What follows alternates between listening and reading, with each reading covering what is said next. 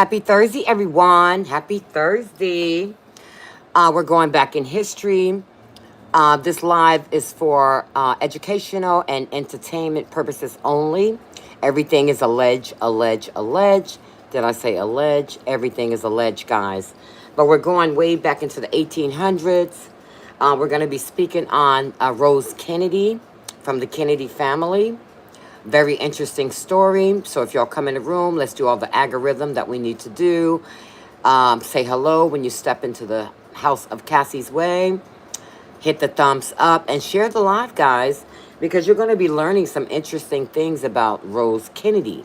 That is her right there on the green screen. And we're going to talk a lot about her life from the age of when she was a kid until the day she left this world, guys. And how many children she had, all those type of things. Who did she marry? Who was her father? And all the things that she went through as a woman with no voice. Rose had no voice, guys, because the men controlled whatever she wanted to do with herself in this life. She couldn't do really anything that she chose to do to enhance her quality of life, to make her life better, because it was shut down by men. Yes. But as soon as you get in the room, guys, I'm going to give you a little history about Rose Kennedy. And like I said, everything is alleged. It's for educational and entertainment purposes only, okay? So let's get into it. Now, Rose, that's her picture right there. She was born, hold on. She was born July 22nd, 1890. So we're going way back in history, guys. Yes, way back in history with Rose Kennedy. Rose Kennedy was an America philanthropist. She was a socialite. She was a matriarch of the Kennedy family, guys. She was deeply embedded in the lace certain Irish American community in Boston.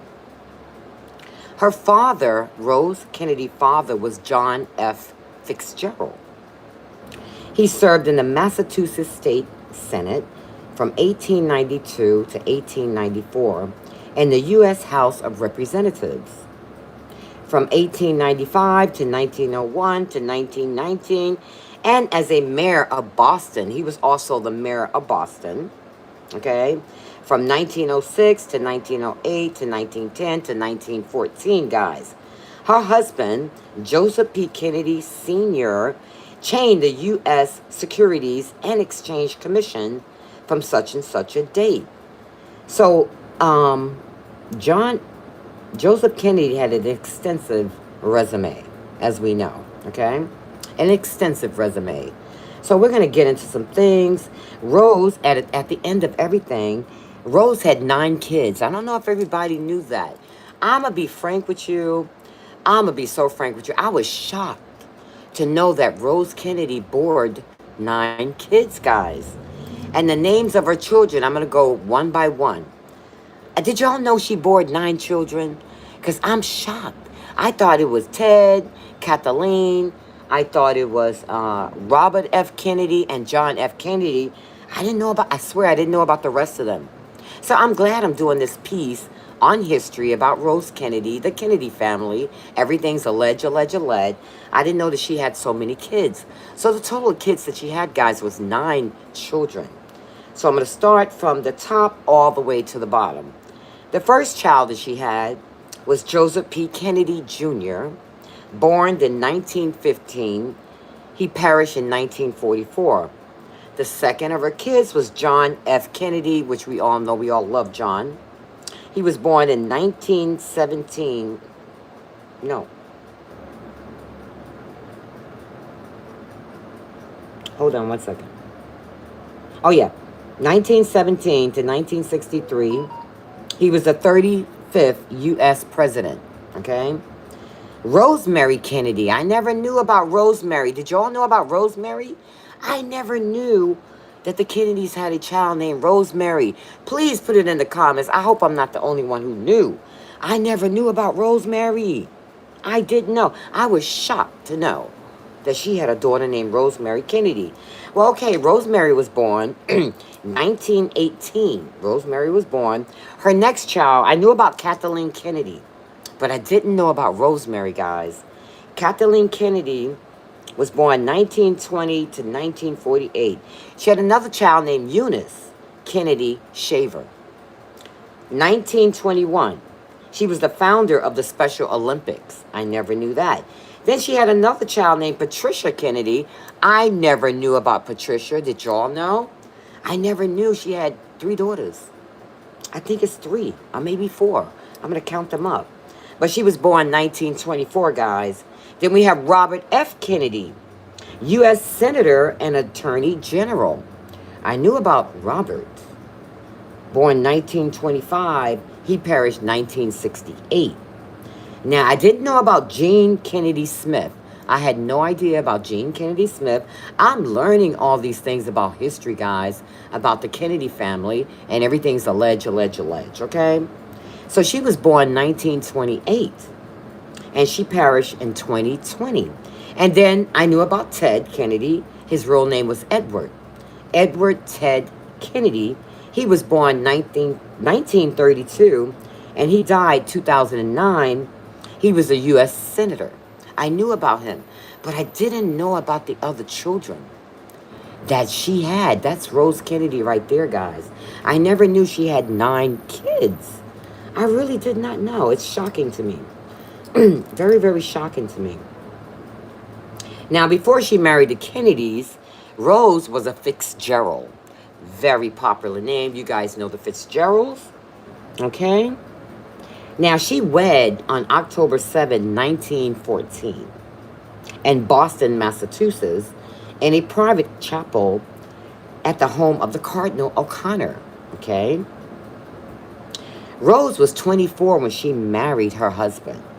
She was 24 years old, guys. Good old age of 24. Now, Joseph, which was a husband, he was a Kennedy, Joseph Kennedy. He was age 26 when they bonded their matrimonial ceremony together. So they were both young. She was 24 and he was 26, okay? And they married in Boston, Massachusetts. Yes. Very interesting stuff, guys, especially with all the kids. I just had no idea. So let's break down a little bit of history about Rose, okay? Before we go on to other things that we're getting ready to go on to. Now, I consider Rose, I don't know if you ever heard this story, a woman who checked out of their marriage. I consider Rose Kennedy a woman who checked out of her marriage, guys. And when I say she checked out of her marriage, Rose was, to me, as I've learned the history of her even more. Hi, welcome to the live. Welcome, Maya. Welcome. Make sure you hit the thumbs up when you come into Cassie's house. It's nice to see you, Maya.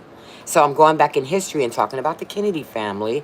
Everything is alleged. But it's some things that I didn't know. So I said, you know what? I'm going to do a live. Maybe I can educate you guys on history that happened a long time ago about the Kennedy family, because I am totally shocked of the stuff that I have learned. And like I said, everything is alleged. So let's move on. I consider Rose Kennedy as a woman who checked out from her husband, guys. And when I say checked out from her husband, by knowing her past, I can understand why she checked out from her husband. And when I say checked out from her husband, I don't mean she left her husband. Maybe she attempted to leave him one time. She checked out mentally from her husband. She stayed there. She took care of the kids. She ran the house. She did all of those things. But when it came to checking out from her husband, they didn't do the wifey and husband thing. That was never done with them, guys. Never. They didn't do the huggy and the kissy thing either. They didn't do none of that stuff. I was shocked when I heard that. They went out to a couple of events, but she was basically there. Rose was basically there to take care of the house and the kids. That was her only role. A smart, intelligent, brilliant, successful, educated woman as Rose Kennedy as herself was there in that marriage just to take care of 9 kids and to run the house. That was her role. Nothing more, nothing more in this situation, guys. I promise you. So she's in the category of women who checked out of their marriage when their husband. She is a prime candidate. I bet you didn't know that. I bet you never thought of anything like that. Okay? I bet you never thought of anything like that. But I'm gonna let you know about women who checks out of marriages, guys. It's very interesting. Whether you checked out or you've always on a spiritual journey, women would often leave a marriage mentally. It's a mental thing. They don't physically pick up and walk out of the marriage. They check out mentally. And Rose wasn't alone. There's a lot of women today that has checked out of their marriage mentally, guys. There's just a shell. They're both sleeping in different rooms. There's really no conversation. She may cook for herself. He may cook for himself. They're just two people in a shell of an apartment just living together. He's doing his thing.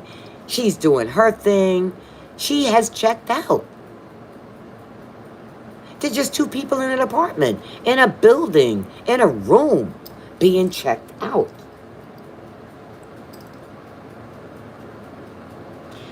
Okay, and also when you're being checked out, what got it that way? What got it that way, guys? What got it that way that she checked out her marriage? And I think I just told you some. She didn't feel the love from her husband. He never gave it to her.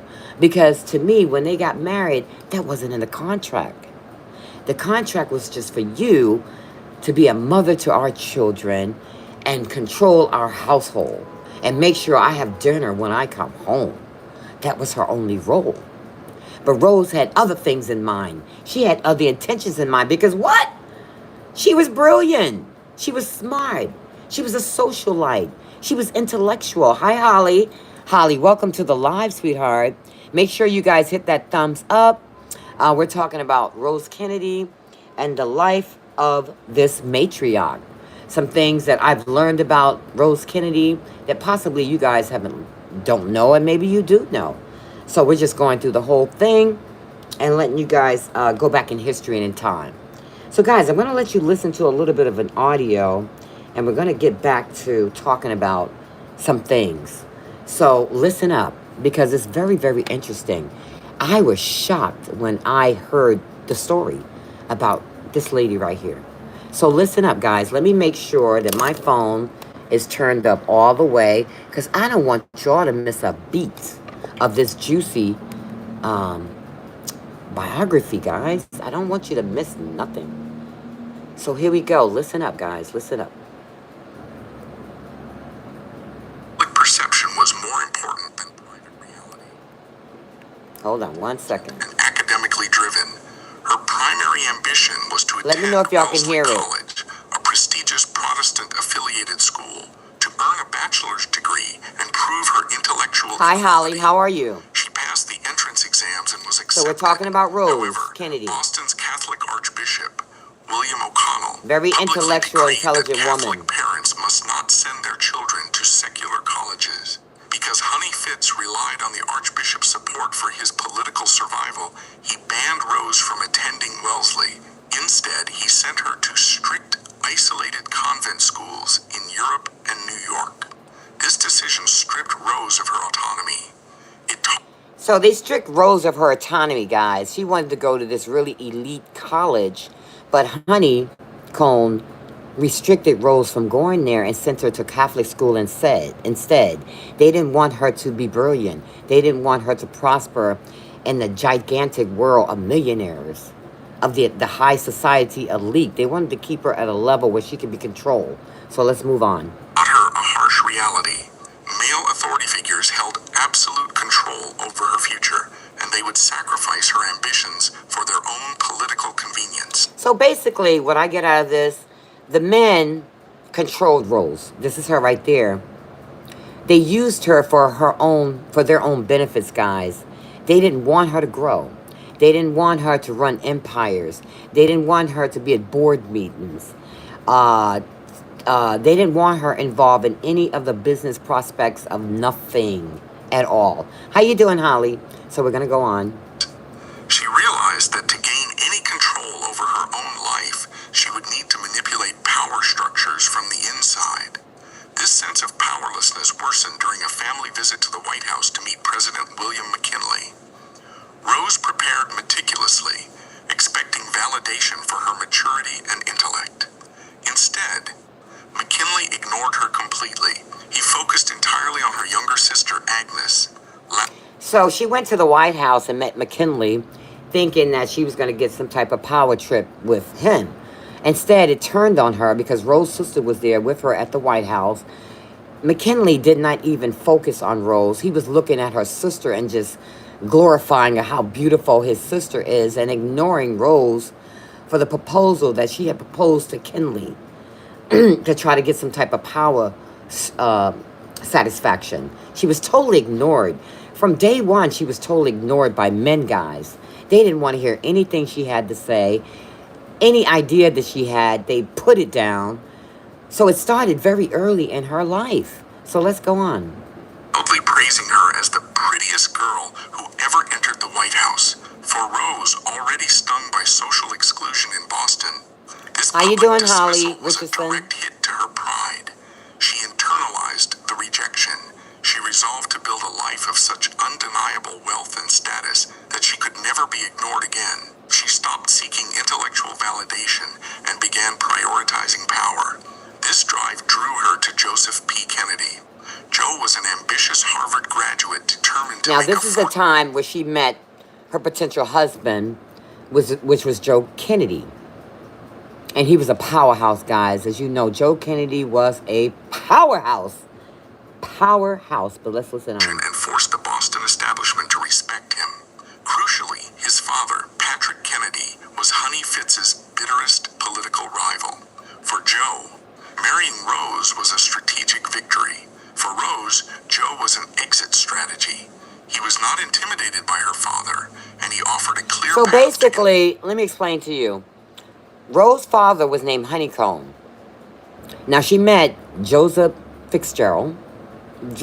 Kennedy, in order to gain some type of camaraderie or some acknowledgement by marrying this really prestigious guy that was a mogul in the business industry. But it backfired on her. The only reason why Joe married Rose, because he didn't like Honeycomb, her father. That's why he married her, because he wanted to defy her father's orders to not marry my daughter. So, of course, Joseph is not going to listen to Honeycomb. He's going to marry his daughter because he don't like you. That's why he did it. Oh, so let's go on, guys. independence. When Ophelia! courtship, Good he afternoon, explicitly love. forbade it. He confined Rose to the house and eventually sent her on a long trip to Europe to break the attachment. So Honeycomb, her father, wanted to send Rose Kennedy away because he did not want her marrying Joseph Kennedy. So he sent her abroad so she can get out of the notion of marrying Joseph Kennedy. Get that thought out of your mind, because you're just not going to do it. I'm going to send you far, far away where you can get into something else over there and forget about this guy. Our father he doesn't want you to marry him. He doesn't want him to be a part of the Fitzgerald family, the Honeycomb family. He doesn't want that, guys. So let's move on. His aggressive opposition only strengthened their resolve. Joe continued to court her, completely ignoring her father's threats. In October 1914, facing the threat of an elopement and a massive public scandal, Honey Fitz yielded. Rose and Joe married in a small, private ceremony overseen by Cardinal O'Connell. At 24 years old, Rose believed she had finally outsmarted her father and taken control of her life. In reality, she was entering a marriage that would soon subject her to... So basically, this marriage wasn't even about love, because I didn't hear, oh, I'm marrying her because I love her.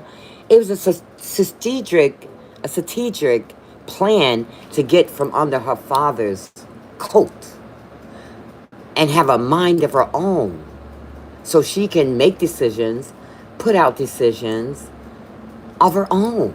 So that's why she planned to marry Joseph, thinking that this is the way out, that she could be the woman that she's supposed to be and make great decisions. But it didn't happen for her like that. It didn't happen for Rose like that at all. And I'm going to let you guys listen and know why. Her plan backfired on her. Oh, you at work, but listening. Ophelia, we're going back in history, girl. I've learned some things about Rose Kennedy that really shocked my mind. And everything's allegedly, guys. So I wanted you guys to go back in history with me and learn these things about Rose Kennedy for yourself and how the Kennedy Empire functioned. Because you're going to learn a lot in this. Trust and believe. Your tongue is going to drop to the floor once you hear everything. Because I was astonished of the stuff that I heard, guys. So let's get back into it. Severe public humiliation and emotional neglect. When Rose Fitzgerald married Joseph P. Kennedy in 1914, she believed she was stepping into a partnership of equals. She assumed they would conquer the Boston establishment together. Joe certainly conquered it. In the years following their wedding, his rise was meteoric and aggressive.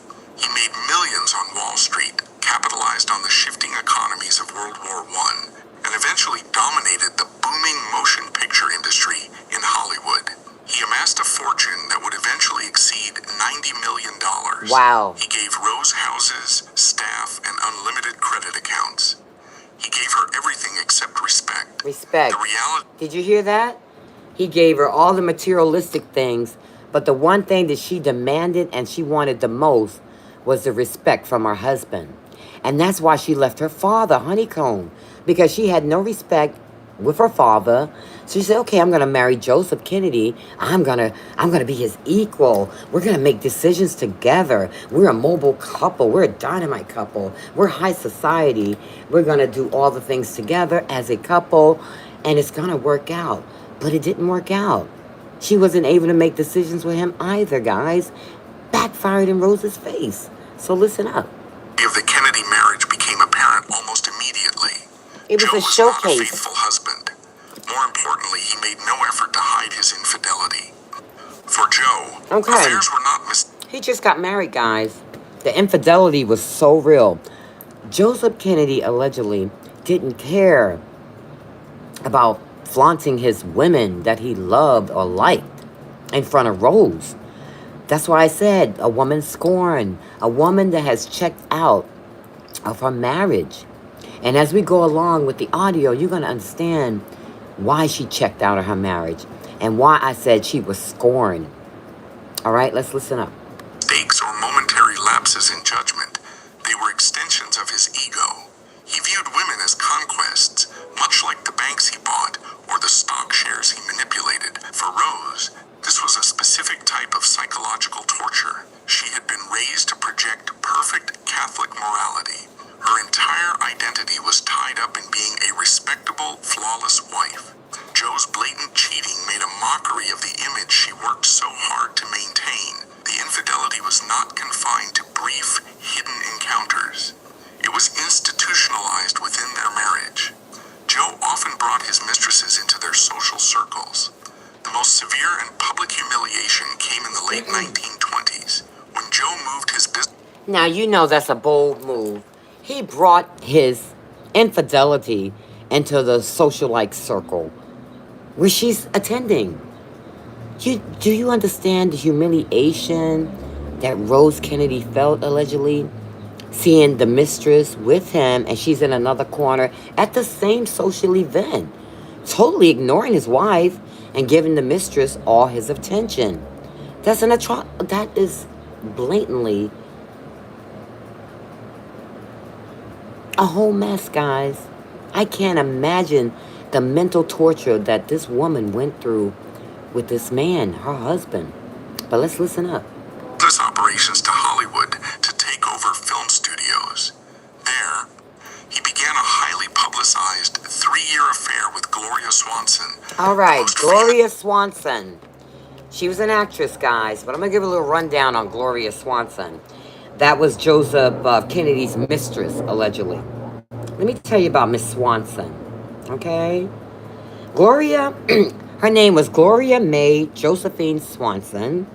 She was born 1927, 1899, and she died April 4th, 1983. She was an American actress. She first achieved fame acting in dozens of silent films, guys, in the 1920s. And she was nominated for 3 times for the Academy Award for Best Actresses. Now, he dated Gloria Swanson, I think for approximately about 3 years or something like that, but flaunted his mistress, Gloria Swanson, into Rose Kennedy's face. The audacity of him. But let's listen up. Silent film star in the world at the time, Joe did not keep Swanson a secret. He paraded her across the country. He even brought her to the Kennedy family home to have dinner with Rose. Rose was 4. Did you not hear that? He brought his mistress, Gloria May Josephine Swanson, to dinner at the table where Rose Kennedy. And she was probably, Gloria was probably sitting at the head of the table, and he probably allegedly put Rose on the side of the table because he glorified his mistresses more than his own wife, guys. Couldn't happen in my house. Couldn't happen in my house. Did I say it couldn't happen in my house? It would never happen in my house. But let's go on. To sit at the head of her own dining table, maintaining polite conversation, while her husband's famous mistress sat just a few feet away. But the cruelty went deeper than the physical affair. It was financial and psychological. Joe portrayed himself as Swanson's wealthy benefactor, showering her with expensive gifts. Years later, Swanson discovered the truth. Joe had not used his own money to buy those gifts. He had secretly charged them to Swanson's own production company accounts. Now, you see what he did? Now, he was a multi-million billionaire. The gifts that he bought for Gloria May, Josephine Swanson. Now, this is the cat called the kettle, whatever. Joseph did not use his own money to buy his mistress gifts. He took it from her account and bought the gifts out of her money, her company, to give to his mistress. Out of her money, her account, her business. He stole money, allegedly, out of her account, the Swanson business, to buy presents for his own mistress. Now, I didn't heard it all, guys. Allegedly, I have heard it all. But let's move on. He was a man who took everything and paid for nothing. This pattern of blatant disrespect continued for decades. Even as he aged into his 60s, Joe maintained a 10-year relationship with his 24-year-old secretary, Janet DeRosiers. Now he moved on to another one. He did not confine this affair to hotels. DeRosiers traveled with the family. She lived in their homes. Joe allowed his young mistress to sit in the family living room and massage him in plain sight, directly in front of Rose. By this point... Are you hearing this, guys? He would bring the mistresses to the house. He would travel with them. Now, he needed a massage. I guess his shoulders was hurting, all stiff from being the type of philanderer that he is. Had her massage the shoulders right in front of Rose, allegedly. And what did Rose do? Why, the mistress is massaging Joe's shoulders so nice, taking the tense out and easing the muscles. And I just know her eyes were burning with flame and fire while this was going on. But she had to stay paused. She had to keep her composure. She couldn't let her feelings out, guys, because she had no voice. Back then, women didn't have voice. I don't care how much you were in high society, the voice was still taken away from you. And Rose Kennedy had no voice, allegedly. So let's move on. The marriage was a physical and emotional wasteland. There was no intimacy. There were no private conversations. They did not even... Did you hear that? There was no intimacy between Joseph and Rose Kennedy. There were no laughs between them. There were no hugs between them. It was nothing. No emotional, baby, I love you, Rose. You are the love of my life. What am I going to do without my Rose? My empire would crumble if I didn't have you, Rose. None of that. She got zero, guys. Let's move on. Exchanged the standard polite kisses on the cheek when greeting each other. Joe simply treated Rose as the manager of his household and the mother of his children. And that's all she was, guys. That's all she was. That was her entitled title. He may as well wipe husband off the list because she wasn't a husband to him. Because why? He did not allow her to be a good husband to him. Because that was not his plan. This was a marriage of vengeance against her father, Honeycomb. He wanted to get back at her father and say, hey, you say I can't marry her, I say I will. And let's see who wins this battle. And of course, Joseph Kennedy allegedly won Rose over. Okay? But not as a wife. Someone to bear his children and take care of the household. That's all she was to him. And let's listen on. Separate from his personal life. Faced with this constant degradation, Rose had to make a choice. She could scream, fight, and cause a public scandal, or she could build a wall. She chose the wall. Rose developed a terrifyingly Rose blank chose the public wall mask. because she's in the category of women who has checked out from their husbands, guys. She is the perfect example of women who checked out from their husbands, but still living there. It's miserable to live like that. But she had to stay. She had to endure the humiliation, the pain, him flaunting women all in his face, having women at the dinner table, buying gifts for the women. And what did she get? Nothing. But take care of the kids and take care of the house. That's all you're here for, allegedly. And let's move on. When confronted with her husband's mistresses, she acted as if they were invisible. She never raised her voice. She never gave a quote to the press. She treated Gloria Swanson with an icy, flawless politeness that left the actress deeply unnerved. Swanson later admitted she could not figure Rose out, wondering if the Kennedy matriarch was simply a fool, a living saint, or a better actress than anyone in Hollywood. She was none of those things. She was simply trapped. We know she was trapped because the mask did slip. It happened only once, but it revealed the sheer desperation boiling underneath her stoic exterior. In 1920, after 6 years of marriage, Rose's psychological defenses finally broke. Joe's affairs and his long absences were suffocating her. She was 8 months pregnant with their fourth child, Kathleen. The physical exhaustion of pregnancy combined with the emotional isolation became too much to bear. Rose made a desperate move. She packed her bags, left her husband's home, and fled back to her parents' house in Boston. It was a massive risk. In the 1920s, a pregnant woman leaving a wealthy, powerful husband was a social scandal of the highest order. But Rose was entirely out of options. She went back to the only man she thought might protect her, her father, Honey Fitz. All right, y'all listen up. This is a very important part right here. She got humiliated so bad from Joseph and his mistress, you don't know what I'm trying to say. She couldn't take it anymore. If she was going to lose her mind, she was going to lose her mind, all the stuff he was manipulating her with, guys.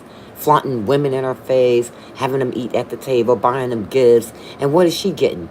Oh, honey, you just take care of the house, and I just want you to take care of the kids that we made together. That's all you're good for. Okay?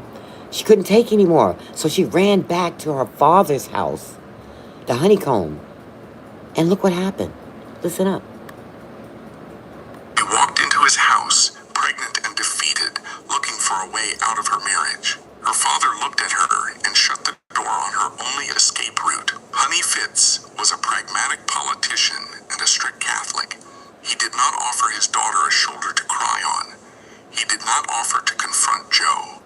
Instead, he reminded her of the brutal reality of their social standing. They were a high-profile Catholic family. In their world, divorce was not a sin. It was a total social and political death sentence. If Rose divorced Joe, she would bring immense shame on the Fitzgerald name. She would be excommunicated from her social circles. He gave her an ultimatum.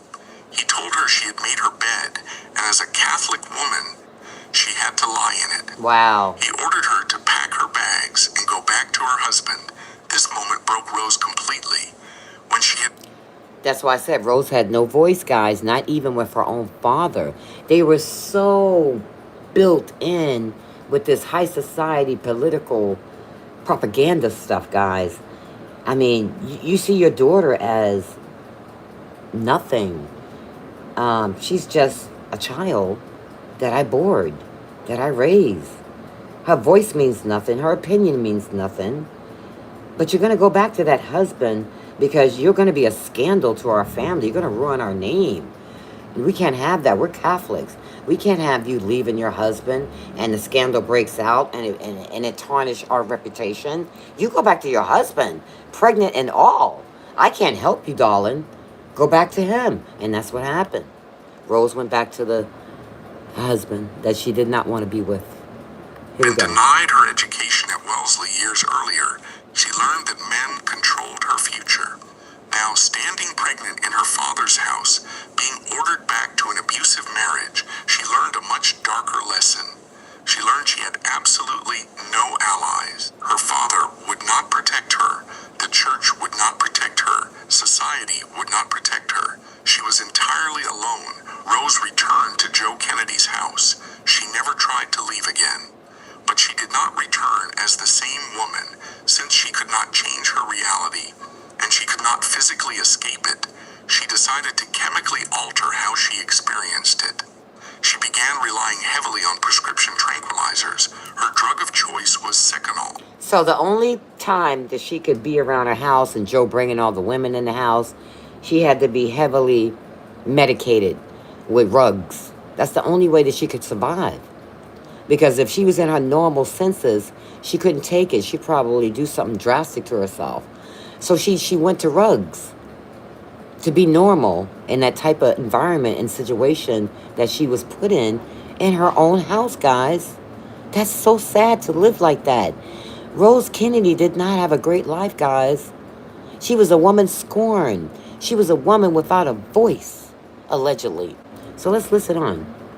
A powerful barbiturate used to treat severe insomnia and anxiety. Seconal depresses the central nervous system. It slows down brain activity. It blunts sharp emotions. Rose began taking the pills to sleep, but soon relied on them to simply exist within the household. The medication acted as a chemical shield. It numbed the pain of Joe's affairs. It dissolved the jealousy. It flattened her rage. The pills allowed her to walk through her own home, see her husband with his mistresses, and feel absolutely nothing. She effectively killed her own emotions to survive her marriage. She perfected her posture. She pinned on a permanent smile, and she retreated into a tightly controlled, heavily medicated internal world. She had accepted her life sentence, but the rage and the need for control that she suppressed. My God, my God, my God. Did you hear what was said? Rose accepted her life sentence. Oh my God, life is not supposed to be like that. She accepted her life sentence with her husband. That's horrible to be in a situation like that. Because you're in this high society life. This is what it's about. Be careful who you marry, people. That's all I say. Here we go. Did not disappear. It had to go somewhere. Since she could no longer control her husband, and she could no longer control her own destiny, she turned her obsessive focus onto the only things in the world she had absolute, unquestioned authority over: her children. Rose Kennedy could not control her husband's infidelity. She could not control the rigid social hierarchy of Boston. She could not control the fact that she was trapped in a marriage devoid of love and respect. But she had 9 children, and in her children she found the one domain where her authority was absolute, unquestioned. Now, this makes me sad, guys. She couldn't control her husband. She couldn't be on his equal level. So now she needs to find something to fill that void where she can have some type of sense of control. So she wants to control her kids. But the way she controls her kids is unfoundly. You hear me? It's unfoundly. And I'm not going to tell you. I want you to listen. But I didn't like that part at all. How the Kennedy kids were raised under the control of their mother. It's horrible, allegedly. So listen on. In total, she did not raise her children. She managed them. She Brookline, Bronxville and Hyannisport into high-functioning militaristic training camps. The Kennedy home was not a place of warmth, comfort, or maternal affection. It was a factory designed to produce political weapons. To manage 9 children efficiently, Rose eliminated emotion from her parenting entirely. She replaced maternal instinct with clerical administration. She developed a highly rigid, scientific system to track the physical and intellectual development of every child. Joseph Jr., John, Rosemary, basically what's going on with the children under their mother's control, she's treating her children like they're in boot camp, like they're in the Army, the Air Force, the Navy, like the Navy SEALs, strict regiments on her kids. And she eliminated all the emotions, meaning her kids, John, Ted, Kathleen, let's get them all. Hold your horses. Because I'm going to name them all. I'm going to name them all, guys. Every one of them. Joseph, John, Rosemary, Kathleen, Eunice, Patricia, Robert, Jean, Edward. All her kids were treated like they were in boot camps. All her kids did not get emotion, no support, none whatsoever. They never got kisses. They never got hugs. They never got the words, "Oh, son, daughter, I'm proud of you." Not in that household, allegedly. Because it was ran like a strict boot camp. Listen on. Kathleen, Eunice, Patricia, Robert, Jean, and Edward. The core of this system was a wooden box filled with index cards. Rose treated her children like livestock bred for racing. She treated her children like livestock that was bred for racing. Did you hear that? Allegedly. This is how those kids were treated. Forget about the emotions. There is no emotions in my house. You get up, I make your bed, and you better make it right. I'm going to take a dime, and I'm going to bounce it on those sheets, and it better be right. That's how they do it in the Army. And she treated those kids like they were in boot camp. Okay, here we go. Contained a detailed, meticulously updated index card for each child. On these cards, she recorded every physical metric down to the millimeter and the ounce. She logged their height, their weight, their shoe sizes, their dental visits, their vaccinations, and their illnesses. She tracked their eye exams and their posture. This was not done out of a mother's anxious care. It was done to enforce absolute conformity. If a child's index card indicated they had gained slightly more weight than her strict You know what she would do? standard. Did you hear that? She went off of index cards with her children, guys. Now, say John F. Kennedy, she pulled this index card, and she saw a difference in his weight. His weight had moved maybe 2 inches more than what it's supposed to be. Guess what Rose would do? She would go to the maid and tell the maid to restrict some food off his plate. So instead of getting a full portion of food, John would get half of the portion of food to eat. Yes, listen on. Allowed. The discipline was immediate and ruthless. Rose would march into the kitchen and order the cook to cut that specific child's food rations. There was no discussion, no sympathy, and no exceptions. If a child was hungry, it did not matter. The metric had to be corrected. The dining room table was the center of this psychological gauntlet.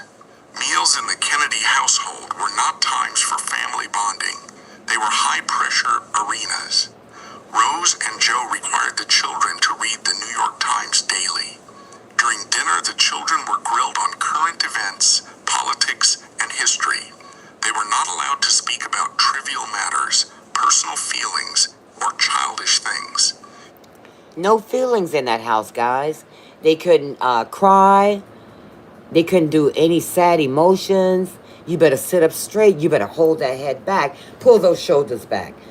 Boot camp mentalities. They go at the dinner table. You can't have casual conversation. Oh, Dad, how was work today? Mom,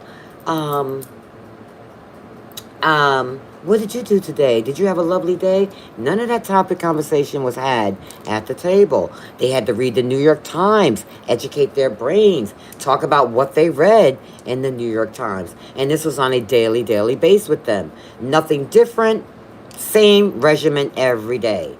It was a regimen.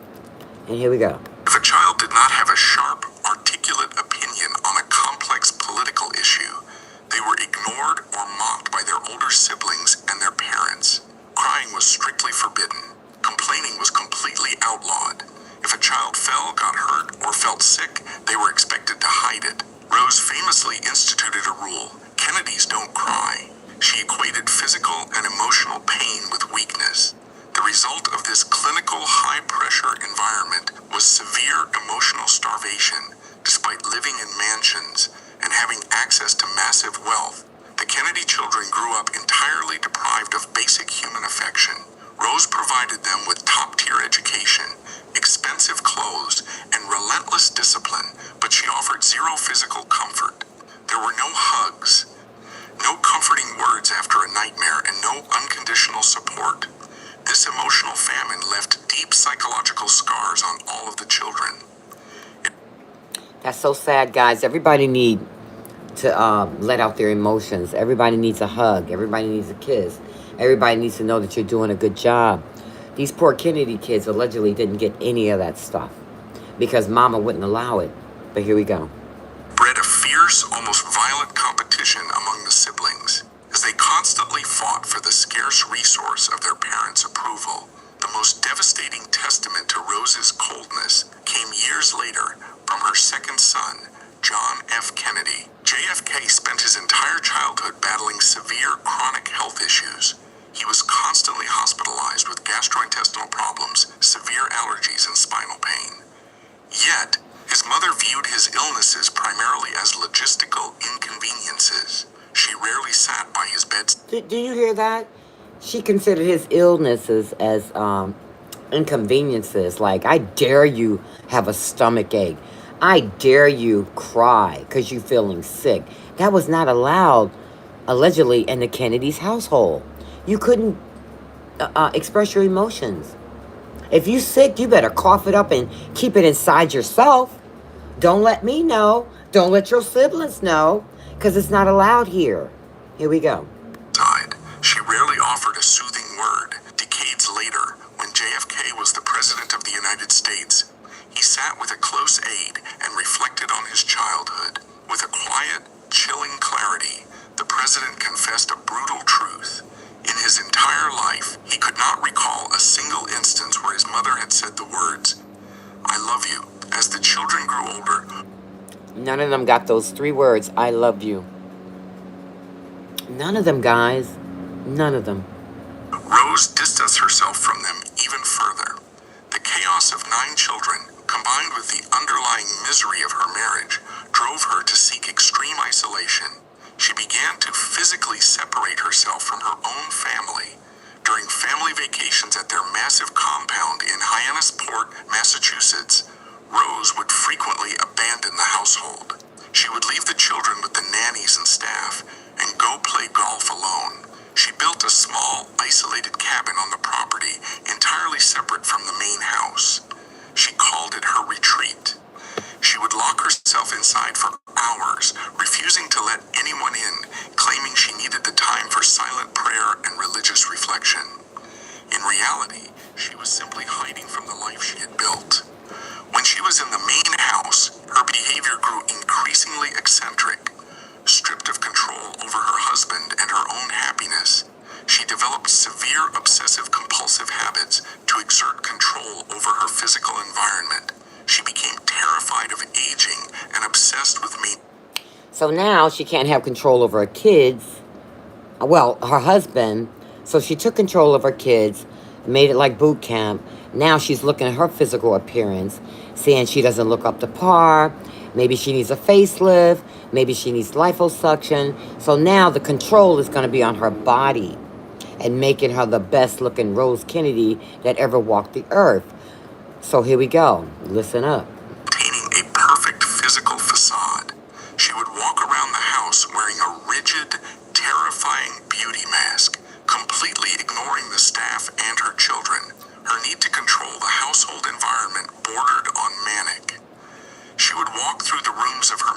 arms with a safety pin attached to the front of her expensive dresses. Attached to the safety pin was a blank piece of white paper and a pencil. She would patrol the house, scanning for the most microscopic errors. If a maid had left a magazine slightly askew on a table, Rose wrote it down. If a throw pillow was not perfectly fluffed, she wrote it down. If a window shade was pulled down an inch lower than the others, she wrote it down. She did not fix these things herself. She compiled these lists and used them to berate the domestic staff at the end of the day. Wow. She treated her home She like a had no sterile life. hospital ward, and she was the head nurse searching for an excuse to punish her subordinates. This behavior revealed a bizarre and deep-seated contradiction in Rose's personality, particularly regarding money and status. Rose was highly devoted to the Catholic Church. She attended daily mass and donated heavily to religious causes. Because of the Kennedy family's immense financial contributions, Pope Pius XII granted Rose the highly exclusive title of Papal Countess. She was the 6th American woman to ever receive this honor. She took the title incredibly seriously. To ensure she looked the part of a countess, she spared absolutely no expense on herself. On herself, She flew to listen Paris up. to attend exclusive fashion shows. She spent thousands of dollars. Now remember that. She shared no expenses on herself. I want you guys to keep that in mind. Let's go on. Buying custom haute couture from designers like Christian Dior and Givenchy. She demanded to be treated like European royalty. Yet, the woman who would drop a small fortune on a single dress in Paris was astonishingly, ruthlessly cheap when dealing with people who had less power than she did.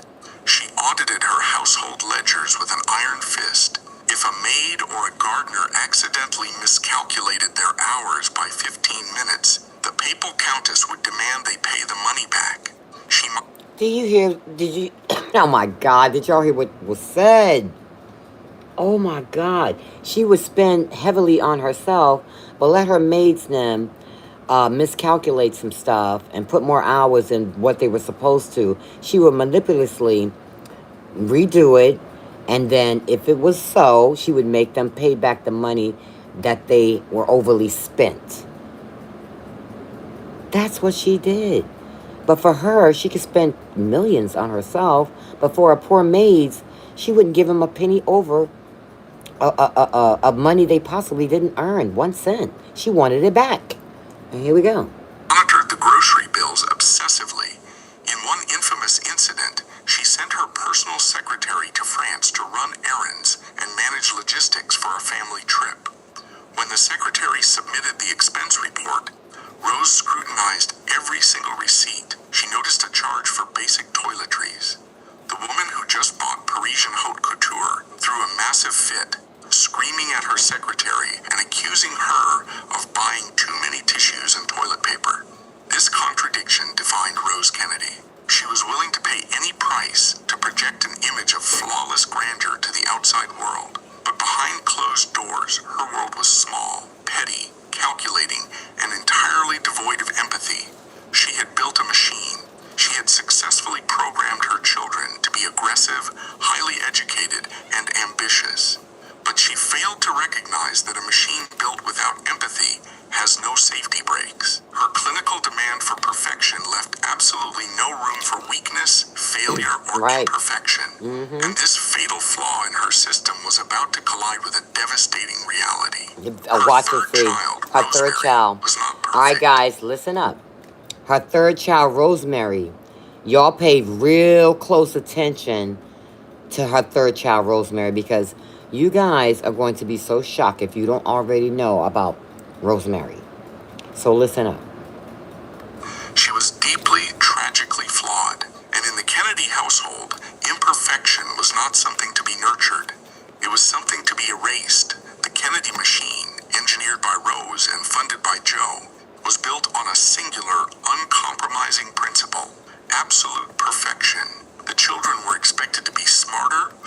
So basically what they're saying, Rosemary was not perfection. That daughter was not up to par like her other children. She had flaws, and that was not accepted, allegedly, in the Kennedy compound. So listen up. Faster and more charismatic than anyone else in the room. They were bred to conquer. The system was designed to handle high achievers.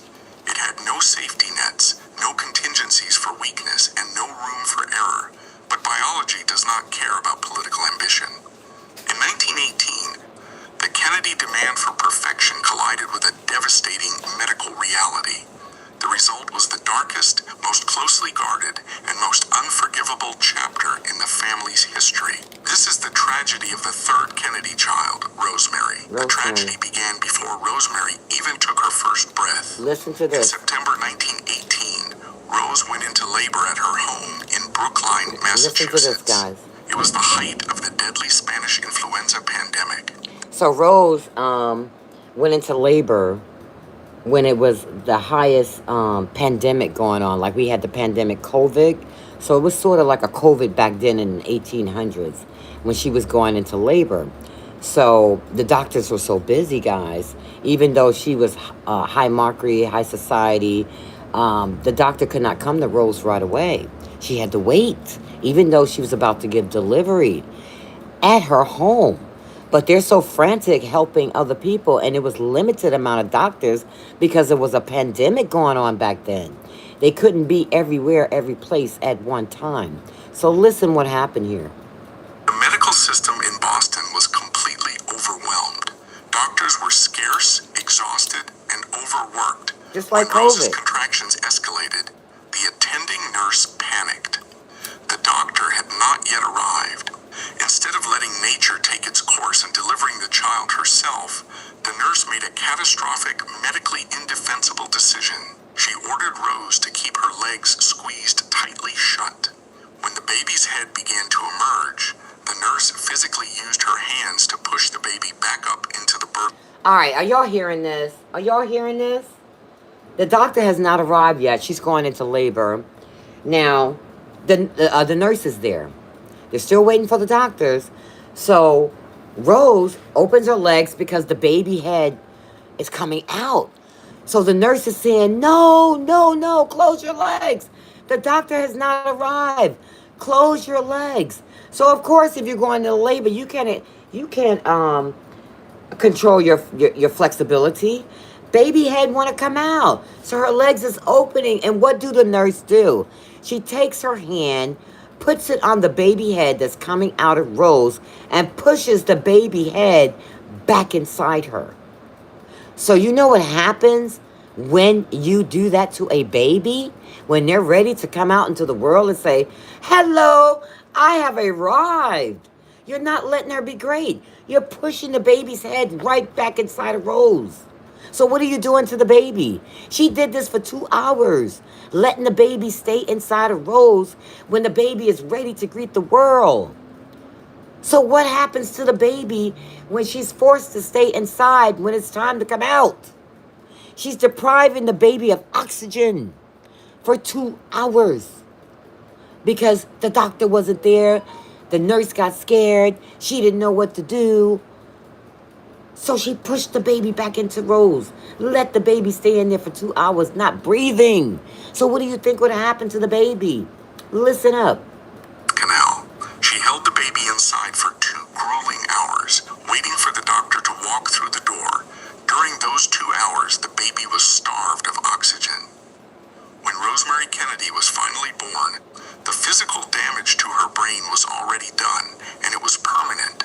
As Rosemary grew from an infant to a toddler, it became undeniably clear that she was... So due to the nurse technicality, thinking that was the right thing to do to push that baby back inside Rose, when the baby finally came out, the baby was deprived oxygen of the brain. So what happens? She becomes disabled now. She is a disabled child because of that stupid move that they did. The child is disabled because no oxygen was going to the brain. It didn't fully develop. It was deprived. Listen up. not developing at the same pace as her older brothers, Joe Jr. and John. She was slow to crawl, she was slow to walk, she had difficulty feeding herself. As she reached school age, her intellectual development stalled. Medical professionals today would classify her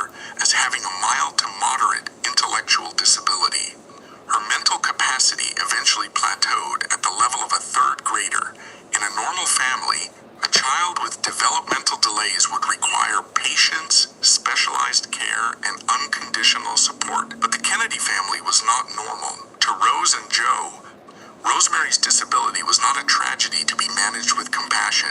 It was a threat.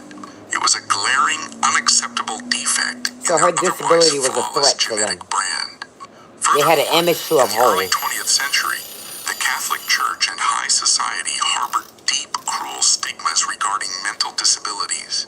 It was often whispered that a defective child was a punishment from God for the sins of the parents or a sign of bad blood. You For hear a that? family like the Kennedys, They thought a disabled kid was a punishment from God. Yes. That's how they thought back then, especially these high society people. No way you could tarnish our image being disabled. Are you kidding me? That's not permitted in this family. Thank you for the hearts, love. Interesting story, right? Very interesting. So let's move on. It gets better, guys. When I say this story gets better, y'all are going to have your tongues to the floor. You're going to be like, what? It gets that deep. We're not even done. Wait till you hear this other part. It broke my heart. I'm not going to lie, guys. It really broke my heart. So let's listen on. And all this is allegedly, guys. Did I say allegedly? Did I say allegedly? Allegedly. Here we go. who were desperately fighting for the respect of the Boston establishment, acknowledging a disabled child was unthinkable. So, Rose made a decision. She decided to simply deny the reality of her daughter's condition. Rose applied the exact same rigid, So actually, Rose didn't want to look at Rosemary as being disabled. She took a blind eye to it, guys, because her other kids were perfection.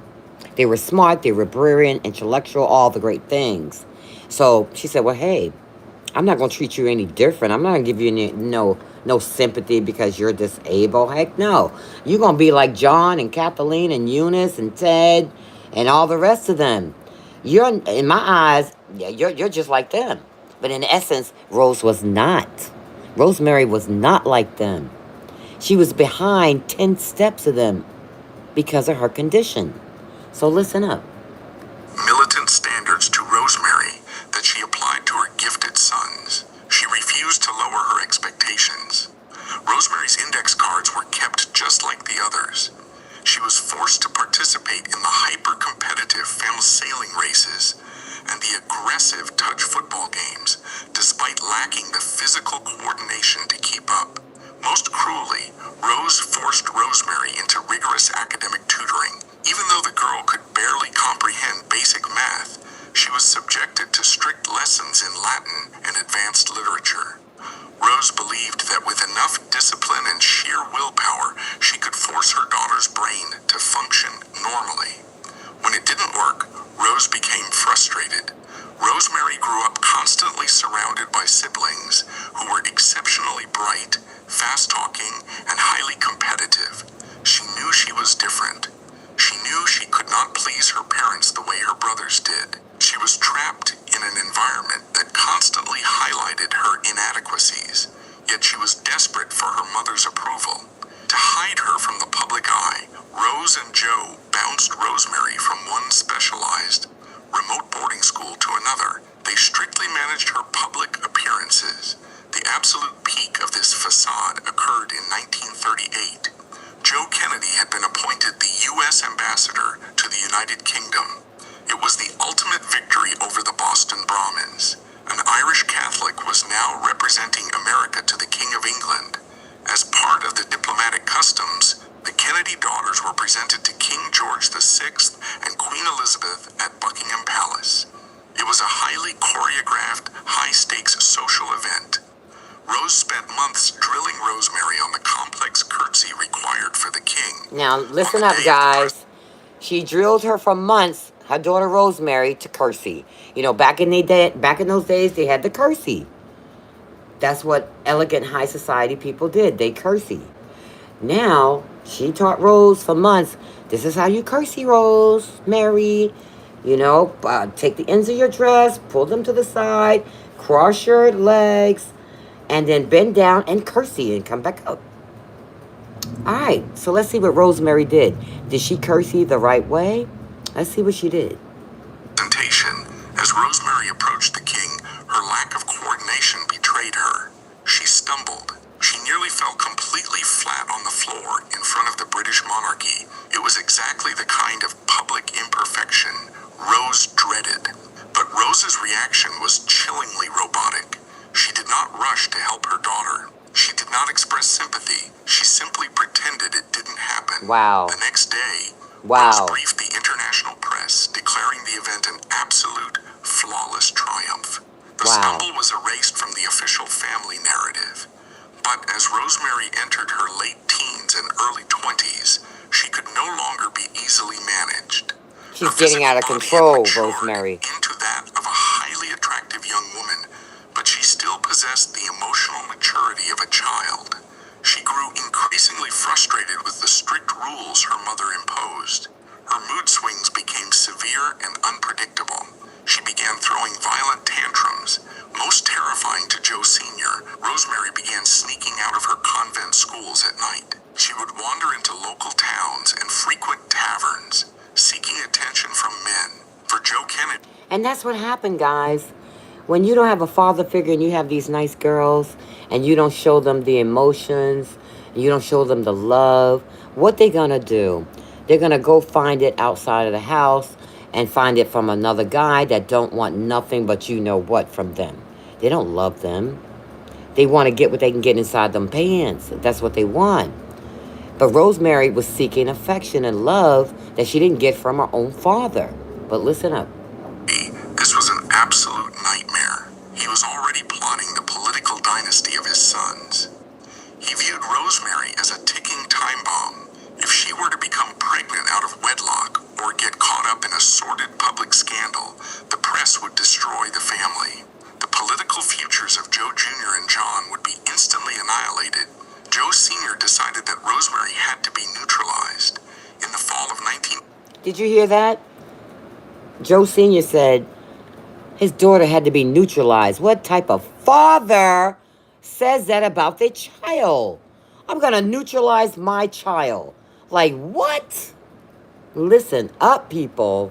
41, when Rosemary was 23 years old, Joe sought out Dr. Walter Freeman, a neurologist aggressively... All right, guys, listen up. This is a very, very, very important part.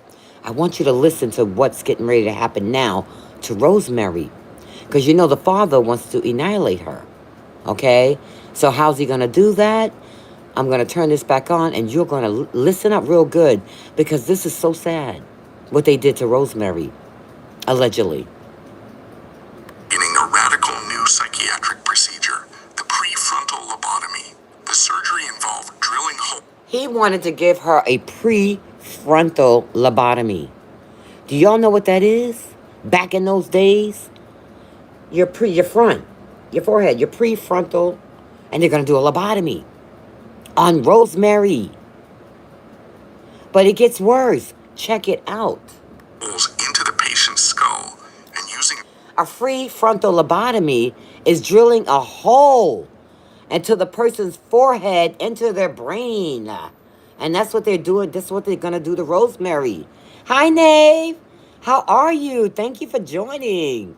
So we're going back in history, learning about Rosemary Kennedy, that's her, and the Kennedy compound.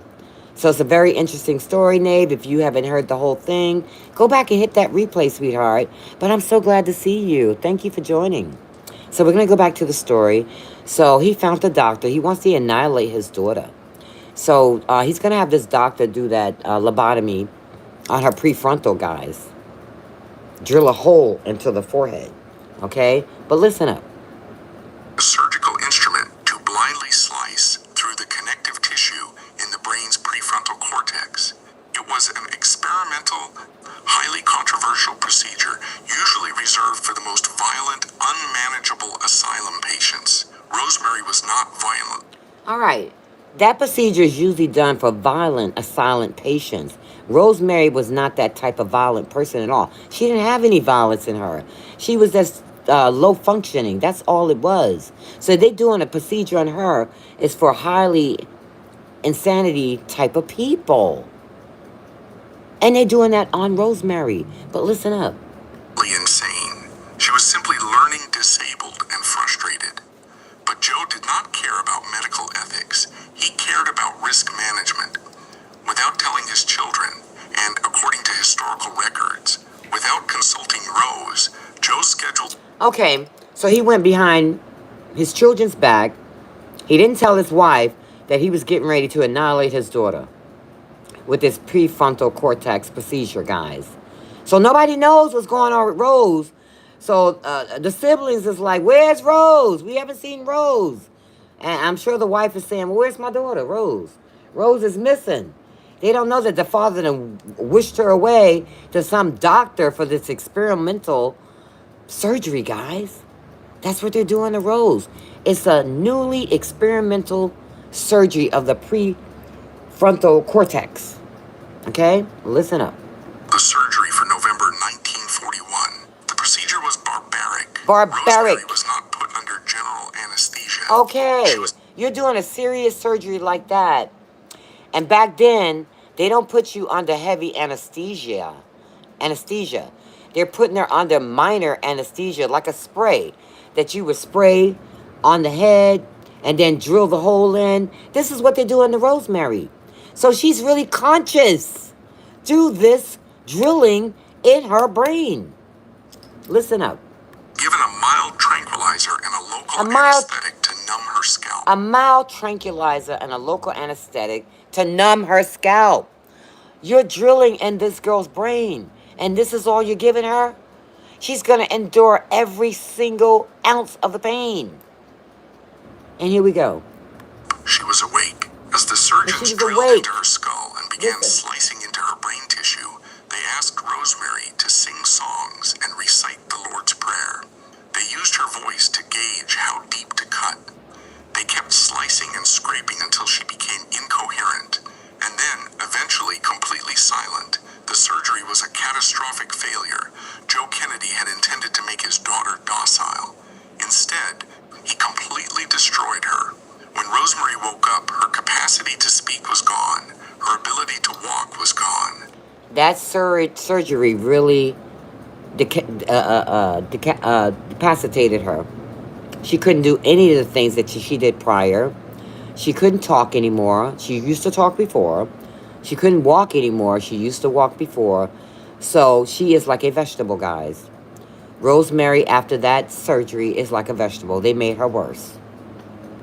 She was left incontinent, partially paralyzed, and her mental capacity was reduced to that of an infant. She would stare blankly at the walls, unable to communicate her own pain, faced with the monstrous result of his own actions. Joe Kennedy did what he always did when something broke. He hid it, and he threw money at it. He immediately shipped his ruined daughter to a private psychiatric facility in upstate New York, and a few years later, moved her permanently to St. Coletta, an isolated Catholic institution in Wisconsin. What followed was not just a cover-up, it was a total erasure. Joe Kennedy returned home and told his other children that Rosemary had moved away to work as a teacher at a specialized school. He lied about it. The kids were asking about their sister. Where is she? So they saying that she took a job upstate someplace and didn't tell the truth that she's locked up in some psychiatric asylum. Yeah. Listen up. The siblings were forbidden from asking further questions. They had absolutely no idea what their father had done to their sister. But the most unforgivable aspect of this tragedy does not belong to Joe. It belongs to Rose. Whether Rose knew about the lobotomy before it happened is a matter of historical debate. But what she did afterward is a matter of factual record. When she discovered that her daughter's brain had been surgically butchered and that she had been banished to an institution, Rose did not rebel. Wow. She did not leave her husband. She did not... You hear this? She did not rebel after she found out the news, what happened to her daughter, and she did not leave her husband. She stayed by his side on that decision. What type of woman were you, Rose? Wow. I'm so glad I'm learning the history about you. You was not a nice lady, allegedly. You was what you call a bitch. Scorn. Demand to see her child. Instead, she chose the myth of Camelot over the life of her daughter. She became completely complicit in the erasure of Rosemary Kennedy. For 20 straight years, Rose Kennedy never once went to Wisconsin to visit her daughter. She never wrote her a letter. She Rosemary from the family's daily life. She took the deception to the press. For decades, whenever reporters asked about the missing Kennedy sister, Rose would smile her flawless, frozen smile and lie smoothly. She claimed Rosemary was reclusive, shy, and dedicating her life to teaching disabled children. Liar. In her own memoirs, They written lied. years later, Rose continued the lie. Attributing Rosemary's condition to a vague accident, she allowed her other children to grow up, enter politics, and become global icons, all while completely ignorant of the fact that their sister was locked away in a facility staring at a wall. It wasn't until 1961, when Joe Kennedy suffered a massive, debilitating stroke that robbed him of his speech, that the truth finally came. Okay, isn't that something? Karma is a bitch, guys. Now, he had a massive stroke that deprived him of his speech. You let a doctor that didn't know what he was doing put a drill through your daughter's head, her frontal cortex, a lobotomy, and you took away her speech. So now God took away your speech. How about that? Came to light. With Joe incapacitated, the Kennedy siblings finally discovered the location of their sister. When they traveled to St. Coletta and saw what had been done to her, they were horrified. They were This horrified. discovery would eventually drive Eunice Kennedy to found the Special Olympics, a monumental achievement for the disabled community born directly out of the guilt and trauma of what was done to her sister. But for Rose, there was no redemption.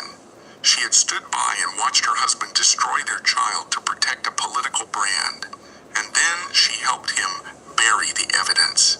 She proved She that was her just as maternal guilty as instincts if she were sent them to the entirely doctor conditional. herself. She never told the story to her kids. And she went along with the game with her husband. So, Rose Kennedy, you're just as guilty of the torture of your daughter, Rosemary. And that's it. That's what it is. You're no better than your husband was. If a child could advance the family's power, they were pushed relentlessly. If a child threatened that power, they were discarded without a second thought. The lobotomy of Rosemary Kennedy was the ultimate proof of the matriarch's coldness. The machine Rose built was working perfectly, and the body count was just beginning. Psychology provides a very clear, grim blueprint for how abuse functions within closed systems. Victims who are stripped of their power often survive by identifying with their abusers. They internalize the very rules that destroyed them, and once they achieve a position of authority, they enforce those exact same rules On the their next children. generation. On the Rose next Kennedy generation. survived her husband's blatant infidelity and psychological cruelty by shutting down her own emotions. She built a fortress of denial and rigid Catholic duty. But as her sons grew up and began bringing wives into the family, Rose did not act as a protector to these young women. She became their warden. She transformed into the ultimate toxic matriarch. Her Wow. expectation was simple and ruthless. Wow. The women who married into the Kennedy family had to endure exactly what she had endured. They were required Oh my to God. So Rose is giving the Kennedy women that had married her sons the same treatment as her husband gave her. She wanted to pass the hate and the misery on to the daughter-in-laws. Selfish of you, Rose. I'm glad I'm learning about you. I didn't think you was that type of woman. Sad. Because your life was so miserable. You want everybody's life to be miserable as yours were. History. Gotta know it, guys. And let's move on. swallow their pride, ignore the betrayals, and maintain the dynasty's flawless public facade. Rose enforced a culture of silent complicity, turning the Kennedy household into a meat grinder for the women unfortunate enough to enter it. No one understood this better than Jacqueline Bouvier when Jackie married John F. Kennedy in 1953. And Jackie was The a press sweetheart. framed it as an American fairy tale. The reality was a nightmare that perfectly mirrored Rose's own marriage. JFK had completely absorbed his father's predatory appetite. He viewed infidelity not as a moral failing, but as a biological entitlement. He pursued women relentlessly, engaging in affairs with secretaries, actresses, and socialites. recklessly, bringing severe consequences into his marital bed. According to multiple historical biographers, JFK's rampant infidelity resulted in him contracting and transmitting sexually transmitted diseases to Jackie. Oh my. Medical historians have Oh pointed to wow. Did y'all hear that? So JFK took after his father, his philanthropist behaviors with women, like father, like son, and all this is allegedly. But he contracted diseases and bringing it back to Jackie allegedly. Wow, like father, like son. these infections as a direct contributing factor to Jackie's devastating struggles with fertility, leading to her repeated miscarriages and premature births. The breaking point for Jackie occurred in 1956. She was highly pregnant and suddenly experienced severe complications. She was rushed to the hospital and delivered a stillborn daughter, whom she intended to name Arabella. It was a moment of profound physical and emotional trauma, but Jackie woke up in the hospital completely alone. JFK was not at the hospital. Wow. He was not even in the country. Wow. He was cruising the Mediterranean on a luxury yacht with a group of friends and a roster of young women. Wow. When he was finally contacted and told that his wife had delivered a dead child, he initially refused to cut his vacation short. Oh my. He only returned to the United States when a political advisor explicitly warned him that abandoning his grieving wife Shows you don't know what goes behind closed doors. I had high praise for the Kennedy family. But after watching this and hearing the stuff, and this is all allegedly, I'm thinking a little different about this family, guys. I don't know about y'all. Even JFK, for what he's done to Jackie O. Looking in them coming out to greet, America, they look like the perfect couple, but we didn't live with them. We didn't know what went on inside their household. So this is being told, and this is all allegedly. It wasn't peaches and cream with them guys. Not at all. would destroy his chances of running for national office. Jackie was utterly devastated and furious. She had reached her absolute limit. She wanted a divorce. The Kennedy machine immediately sprang into action to crush her rebellion. The family could not afford a divorced candidate. First came the money. Joseph Sr. approached Jackie and offered her a staggering sum, a reported $1 million, deposited directly into a trust fund, simply to stay in the marriage and keep her mouth shut. So Jackie O had to be paid to stay in the marriage with JFK. I never heard this stuff, and all this stuff is allegedly. I never knew that because she had enough of his cheating ways, guys. She had a stillborn baby in the hospital. He was cruising the Mediterranean with his friends having fun. He got a phone call that your wife just had a miscarriage. You think he left his cruise with his friends to come home and be by the side but his wife? No, he did not. Because he had his father's genes, his father's rotten ways. All right, let's move on. Then came Rose. Instead of offering her daughter-in-law maternal comfort or confronting her son about his monstrous behavior, Rose applied immense psychological pressure. She sat Jackie down and delivered the Kennedy philosophy. Rose told her that great men have great flaws and that it was the duty of a political wife to suffer well. To suffer well. That Jackie put Lord, on her makeup, it's not worth it, guys, to marry a high society noble. If you're going to go through stuff like Rose this. was demanding that Jackie perform the exact same emotional suicide that she had performed decades earlier. Jackie took the money and she stayed, but she developed a deep, permanent resentment toward her mother-in-law. Okay. She saw right through Rose's pious exterior. Jackie recognized that Rose's extreme religious devotion was simply a shield to avoid dealing with reality. In a private letter, Jackie delivered a brutally sharp assessment of the matriarch, writing that Rose was a shallow, emotionally vacant woman who would rather say her rosary than read a book. But Jackie had the intellectual armor and the public popularity to survive the Kennedy machine. The women who followed her were not as fortunate. The generational trauma Rose helped enforce actively crushed them. Take Joan Bennett, who married the youngest Kennedy son, Ted, in 1958. Joan was soft-spoken, sensitive, and deeply vulnerable. She was completely unequipped brutal, high-stakes combat of the Kennedy household. Ted Kennedy was arguably the most reckless of the brothers regarding his personal behavior. Seemed like the women who married the Kennedy clan had to put on the whole armor of God going into that marriage, guys.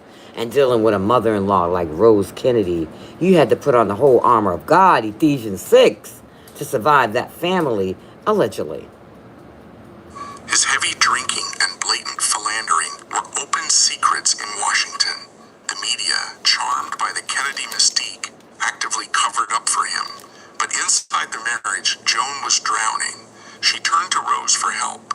She received nothing but cold dismissal. Rose expected Joan to act like a Kennedy woman, to ignore the affairs, to campaign vigorously, Ignore the affairs and to look like she perfect did. in the photographs. So I guess she want When Jackie Joan to do rugs too, to numb herself out. Thank God Jackie O was smarter than Rose and had emotions in her and feelings in her. Because allegedly Rose Kennedy had none of that stuff. She was an empty shell. Under the pressure, the family did not help her. They discarded her. Joan developed a severe battle with alcoholism and clinical depression. Instead of receiving empathy, she was thrown to the wolves. The family closed ranks around Ted, protecting his political career, while Joan was publicly humiliated, mocked by the press for her disheveled appearances, and treated as an embarrassment by her own in-laws. The family that demanded perfection had no tolerance for the victims their perfection demanded. This toxic legacy, the absolute protection of the Kennedy men and the systematic destruction of their wives, did not end with Rose's children. It was a poison that seeped into the grandchildren's generation with lethal results. The most horrifying modern extension of this. So this is why they say the Kennedys were cursed. I see why they say the Kennedy was cursed. It's all vivid in my mind now that I'm listening to this biography and learning the history of how it all began. This definitely was a curse there, guys. And it did spill over to the grandkids as well. Blueprint was the fate of Mary Richardson Kennedy, who married Robert F. Kennedy Jr., the son of Bobby Kennedy. When their marriage collapsed, Mary was subjected to extreme financial and psychological warfare. The family machinery worked to isolate her entirely. During their bitter divorce proceedings, RFK Jr. allegedly subjected her to severe emotional abuse, culminating in a devastating final blow. According to close friends, he explicitly told the mother of his 4 children that she would be better off dead. Completely broken by the isolation and the abuse, Mary Richardson Kennedy walked into the barn behind her home in 2012 and hanged herself. Oh my God. She became the ultimate. Did you hear that? She hung herself. Oh. Such tragedy in that family, guys. And the wives had to endure all that toxic, dysfunctional ways of the Kennedys. They didn't know what they were coming into. They didn't know nothing, but they knew soon after they got into it. Tragic collateral damage of a generational culture of isolation and psychological warfare that had roots stretching back to the matriarch's era. But Rose's cruelty was not just reserved for the women who married into the family. When it came to protecting her rigid worldview and the family's image, Rose was perfectly capable of demonstrating absolute cold-bloodedness toward her own biological children. This was the fate of Kathleen Kennedy, known to the family as Kick. Kick was the 4th Kennedy child. She was vivacious, rebellious, and fiercely independent. She possessed the charm of her brothers, but she chafed under her mother's suffocating religious rules. During Joe Sr.'s time as ambassador to the UK, Kick fell deeply in love with a British aristocrat named William Cavendish, the Marquess of Hartington. There was only one problem. Cavendish was a Protestant, specifically a high-ranking member of the Church of England. In the 1940s, for a prominent Irish Catholic family like the Kennedys, marrying a Protestant was not just frowned upon. It was considered a severe religious betrayal. The Catholic Church required the Protestant spouse to agree to raise all children in the Catholic faith. Cavendish,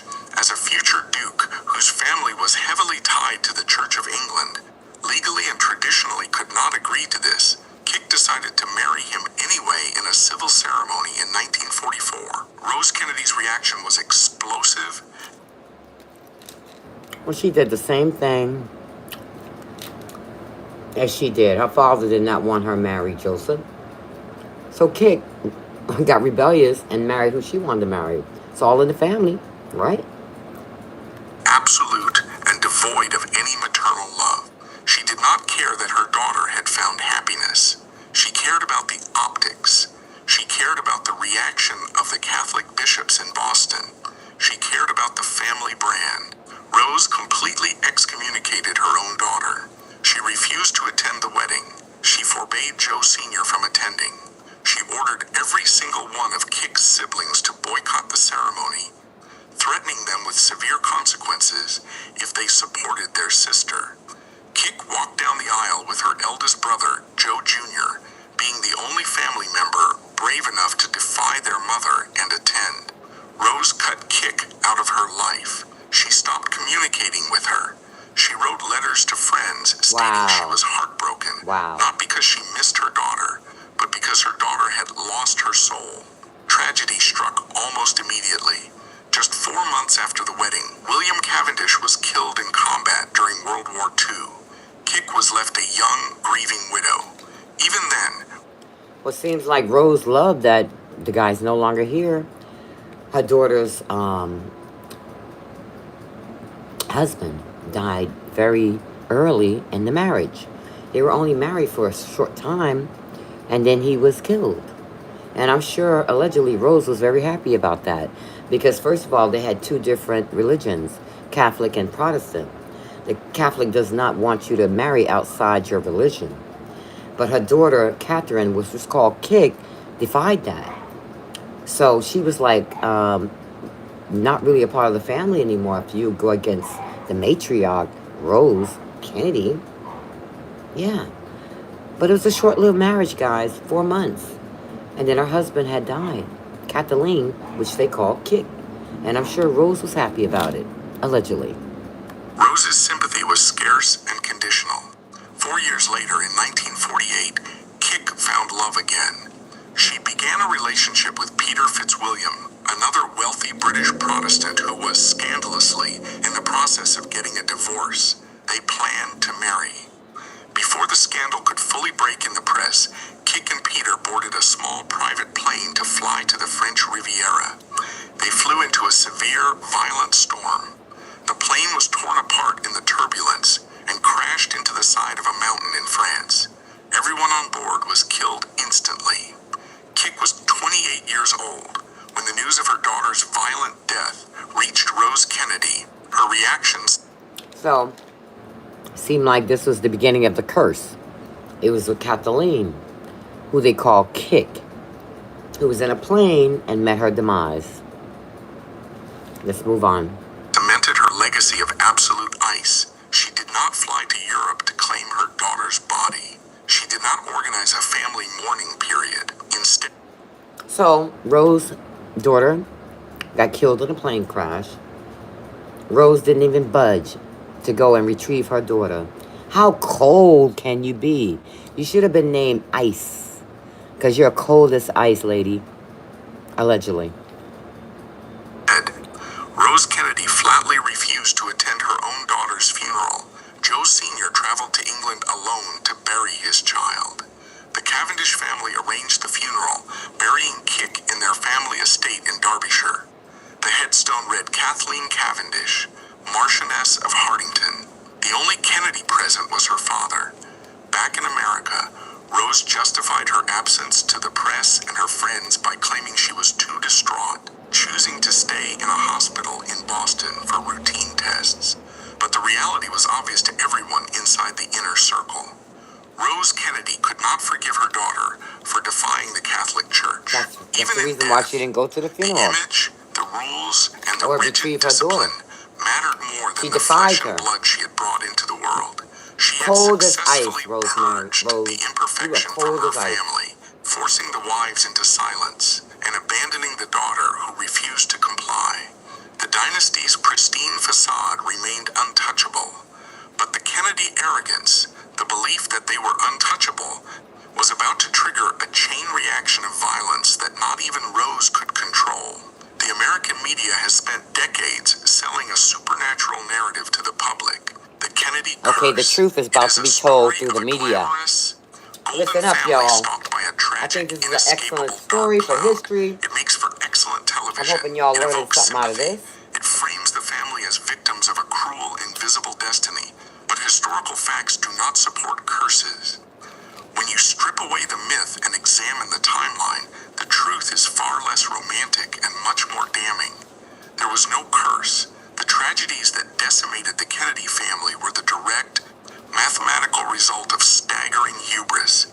They were the consequences of a family engineered by Joe and Rose Kennedy to believe that the laws of physics, the rules of society, and the boundaries of basic human safety simply did not apply to them. They were bred to be reckless. They were taught that winning was the only metric of value, and that any mess they made could be cleaned up with enough money and political leverage. Of course. The first fatal consequence of this engineering occurred in August 1944. Listen up. The original plan for the Kennedy dynasty did not involve John F. Kennedy. The entire weight of the family's political ambition rested squarely on the shoulders of the eldest son, Joseph P. Kennedy Jr. He was the golden child, athletic, aggressive, and groomed from birth to become the first Catholic president of the United States. But during World War II, a dangerous sibling rivalry escalated. John F. Kennedy, the sickly second son, had become a national war hero after his PT-109 boat was sunk in the Pacific. Joe Jr. was furious. He could not stand being eclipsed by his younger brother.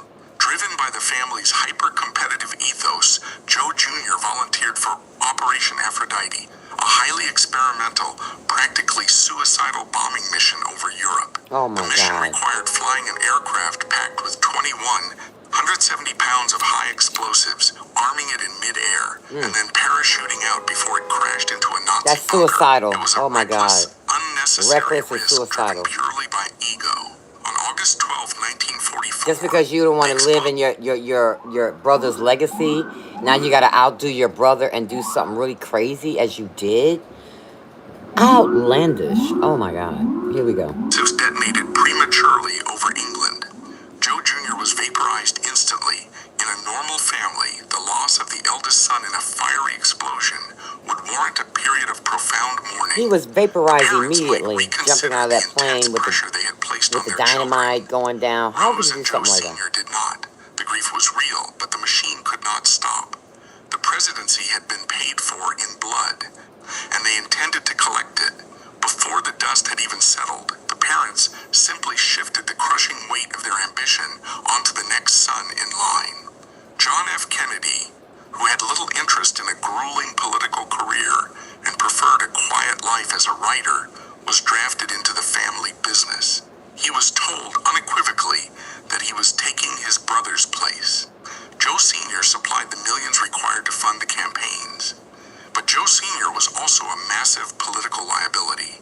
He was widely disliked, known for his appeasement of Hitler prior to the war, and viewed as a ruthless bootlegger and Wall Street manipulator. He had to operate in the shadows. Rose, however, was the ultimate public weapon, as JFK ran for Congress in 1946 and eventually for the presidency in 1960. Rose stepped into the spotlight and proved she was a far more lethal political operative than her husband.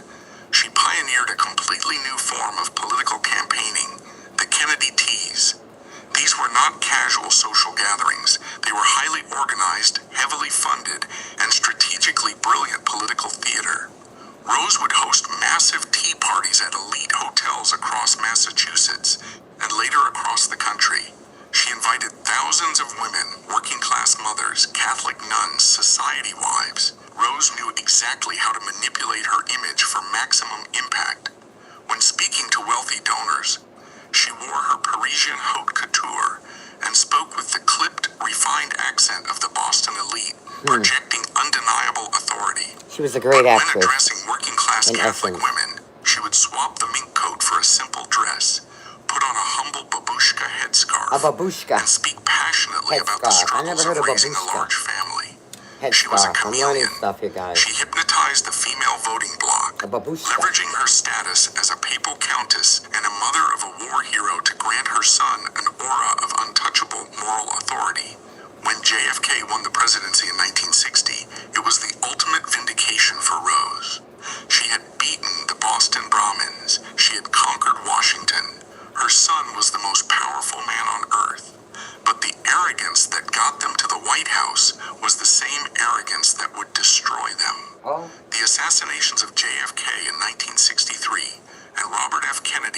1968 are permanent scars on the American psyche. But within the context of the family's history, they were the culmination of high stakes, ruthless political gamesmanship. The Kennedys played dirty. They made powerful, dangerous enemies. From aggressive crackdowns on organized crime, which Joe Sr. had previously courted, to reckless covert operations in Cuba, the Kennedy brothers operated with a dangerous sense of invulnerability. They believed they could outsmart, outspend, or outmaneuver anyone. Wow. They were wrong. Wow. The bullets shattered the illusion of Camelot. Rose's reaction was terrifying in its stoicism. She refused to crumble. When JFK was murdered in Dallas, the nation wept. Rose put on a black veil, stood perfectly straight, and offered a chilling declaration of her own ego. "No one is going to feel sorry for me," she stated. Her priority was not public grieving. It was maintaining the myth of invincibility. During Bobby Kennedy's aggressive, highly controversial run for the presidency in 1968, reporters questioned the massive, opaque, and arguably unethical flood of money financing his campaign. Rose did not bother with political spin. She snapped back with raw, aristocratic entitlement. "It's our money. It's our And we money. can spend it any way we want." Bobby was gunned down in a Los Angeles kitchen shortly after. By the end of the 1960s, the two brightest stars of the dynasty were We're gone. dead. The responsibility fell to the youngest, least capable, and most reckless brother, Ted Kennedy. And it was through Ted that the family's profound moral rot and their utter disregard for human life was fully exposed to the world. He It wasn't happened like in that. July Ted Kennedy was a 1969. different breed In an than his incident known brothers. as the Chappaquiddick scandal, Ted Kennedy was attending a party on Chappaquiddick Island, off the coast of Martha's Vineyard. He was heavily intoxicated. Late in the evening, he got into his Oldsmobile sedan with a 28-year-old campaign worker named Mary Jo Kopechne. Ted drove the car recklessly down an unlit dirt road and drove it straight off a narrow wooden bridge into a dark tidal pond. The car flipped upside down and sank into the murky water. What happened next is a masterclass in cowardice and toxic privilege. Ted Kennedy managed to kick out a window and swim to the surface. He survived. Mary Jo Kopechne did not. She was trapped in the back seat of the submerged car. Ted did not run to the nearest house to call the police. Wow. He did not call the fire I department. remember that story. He did not scream for help. Instead, He left the girl there. he walked back to his hotel. He changed his clothes. Didn't tell He took a anybody. shower. He went to sleep. Wow. The next morning, he complained to the hotel manager about the noise in the lobby. He chatted with friends. He waited a full 10 hours before finally reporting the accident to the authorities. 10 By hours. the time divers reached the She car, didn't have a chance Mary to Jo live. was dead. But Mary the Jo didn't have a autopsy and chance the to diver's live. testimony revealed a horrifying detail. She had not drowned immediately. She had found a pocket of air in the He overturned could have car. saved that young She had lady's survived life. for hours in the She was freezing, 28 years pitch black old. water, Ted slowly running Kennedy. out of Oh oxygen, my God. waiting for a rescue that Ted Kennedy never called for. She suffocated to death. Oh. If a normal citizen had committed this act, they would have been charged with vehicular manslaughter Absolutely. and sent to prison for decades. But Ted was a Kennedy. The family's crisis management machine, built by Joe and sustained by Rose, kicked into high gear. They deployed millions of dollars. They hired the best fixers and lawyers in the country. They intimidated witnesses. They secured a secret, closed-door hearing. They manipulated the local police. The strategy was clear. Mary Jo Kopechne was collateral damage. She was an expendable woman. The only thing that mattered was Cover up. protecting the Kennedy brand and Protecting saving the Kennedy Ted's political brand. career. It He worked. murdered. Ted Well, Kennedy I'm not pleaded gonna say guilty that. to a minor Scratch, charge scratch, of scratch. leaving the scene of an accident. He received a 2-month He would have been suspended alive, but he sentence. would have He served kicked him for 0 days action. in jail. He returned to the United States Senate and served for another 40 years. Chappaquiddick proved that the rules Rose and Joe had established were absolute. The Kennedy men were untouchable, and the women in their orbit were entirely disposable. The cover-up saved Ted from prison, but it permanently destroyed his You know what? chances of... It may have saved Ted Kennedy from prison, but he would always be prisoner in his mind of the actions that he did on that very evening when he drank the alcohol, driving vigorously down the road, hit the lake. The girl wasn't able to get out, but she was still alive. She found the pocket of air, thinking that he ran to get some help. In her mind, she's like, okay, Ted got out. He's going to go get some help to help me get out. So she's holding on to dear life. He went, got himself together, didn't call anybody for 10 hours later, and you think the girl is still alive? And just because you have money and the name backing you and all the prestige, you got away with the perfect crime. That's exactly what you did. Let's move on. Ever reaching the White House, the public could stomach political ruthlessness, but they could not stomach a man who left a woman to suffocate in a submerged Absolutely. car while he And slept that's in a what he did. hotel. But the inherited recklessness did not stop with Ted. It skipped a generation and proved fatal once again in 1999. John F. Kennedy Jr. was American royalty. He was handsome, wealthy, and universally beloved, but he had inherited the family's fatal flaw, the arrogant belief that the rules did not apply to him. In July 1999, JFK Jr. was scheduled to fly his private Piper Saratoga aircraft to a family wedding. He was an inexperienced pilot. He was not rated to fly using instruments alone, meaning he relied entirely on his visual sight out the window. On the evening of the flight, a heavy, thick haze rolled over the Atlantic coast, completely obscuring the horizon. Every experienced pilot on the airfield grounded their planes. They warned JFK Jr. that flying into the pea soup without instrument training was a death sentence. JFK Jr. All right, this story is so crazy. I remember this like it was yesterday when he flew that propeller plane with his wife and the wife's sister. I think they were going to Martha's Vineyard, if I'm not mistaken. You're an inexperienced pilot. If the pilots who were more experienced than you did not leave the ground, who are you to fly a plane in the fogginess in the dead of the night and you're not even experienced? What you think is going to happen? Come on. Ignored the experts. He was a Kennedy. He believed he could push through. He loaded his wife, Carolyn Bessette, and her sister, Lauren, into the plane and took off into the dark haze. Miles over the ocean, surrounded by total blackness, he became spatially disoriented.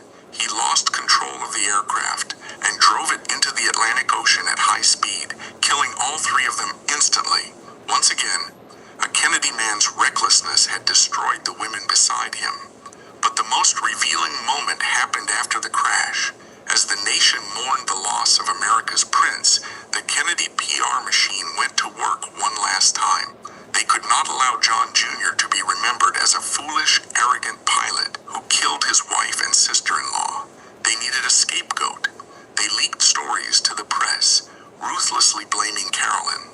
They painted her as a difficult, demanding, red-headed diva. They claimed she had taken too long to get a pedicure, delaying the flight until after dark, effectively blaming the dead woman for her husband's fatal lack of judgment. Wow. It was a vicious, post-mortem character assassination. The cycle was complete. From Joe Sr. destroying his daughter Rosemary, to John infecting his wife, to Ted abandoning Mary Jo, to the smearing of Carolyn Bessette, the family playbook never changed. The machine Rose Kennedy built was designed to produce conquerors. It succeeded, but it was a machine devoid of brakes, lacking any moral compass beyond self-preservation. They chased power with a blinding intensity, and in the end, that thirst for power left a trail of crushed women and early graves in its wake. There was no curse. There was only the inevitable result of a family that thought they were gods, operating in a world that requires men to be human. Rose Kennedy always possessed a supreme, unshakable belief that she was specially chosen by God.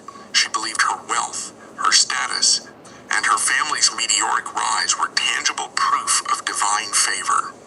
But if you look at the final decades of her life, it becomes difficult to see her longevity as a blessing. Under the cold light of psychological analysis, living to the age of 104 did not look like a reward. It looked like a life sentence. It And looked like the that it ultimate was. Rose's life was a life sentence from the day she was born.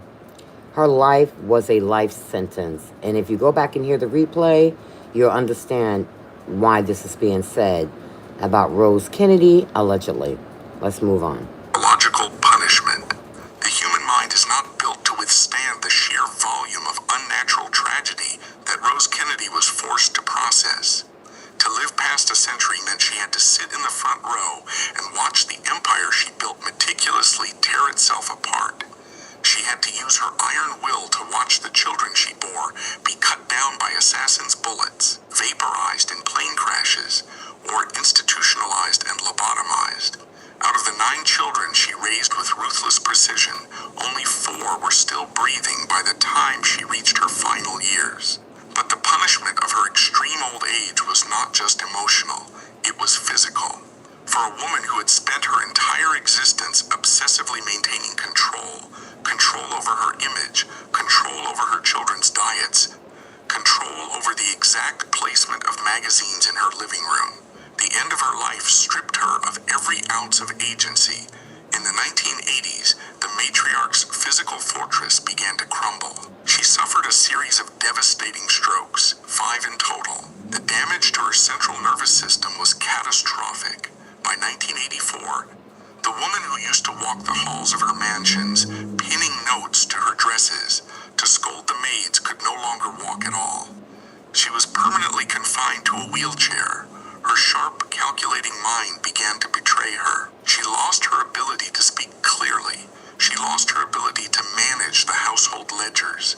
She, who had once demanded that her daughters-in-law suffer in silence and project perfection, was now entirely dependent on a rotating staff of private nurses, 24 hours a day, just to eat, bathe, and survive. The Hyannisport compound, which had once been the roaring epicenter of American political power, a place filled with senators, movie stars, aggressive touch football games, and relentless ambition, was transformed into a silent, heavily guarded nursing home. Wow. The sprawling lawns were empty. Amazing. The house was quiet. Rose Kennedy spent her final years sitting in a chair, staring out at the Atlantic Ocean, That's all she surrounded could by do. the ghosts of a dynasty that had consumed its own children. When you examine a tragedy of this magnitude, the most pressing psychological question is simple. How did she survive it? How does a mother bury that many children and not lose her mind? The answer lies in the ultimate defense mechanism. Rose Kennedy survived the carnage of her own family by constructing a theology of total denial. In her later years, Rose summarized her life experience by frequently quoting the phrase, "the agony and the ecstasy." On the surface, this sounds like the profound acceptance of a deeply religious woman. But psychologists and biographers point to a much darker reality. This phrase was not a statement of humble faith. It was a tool of extreme rationalization. Rose used her rigid Catholic dogma as a shield to deflect any and all personal accountability. She convinced herself that the immense suffering her family endured was simply the divine tax God extracted in exchange for their greatness. Oh my By framing the God. Kennedy She was tragedies as an delusional, act of divine destiny, allegedly. she effectively neutralized human responsibility. This was a highly strategic mental maneuver. If God was responsible for the assassinations, the plane crashes, and the scandals, then Rose and Joe were not. Her rigid religious worldview allowed her to completely avoid looking in the mirror. She never had to acknowledge that the toxic patriarchal system she enforced She lived her was life the root blindfolded, cause of the all of it. destruction.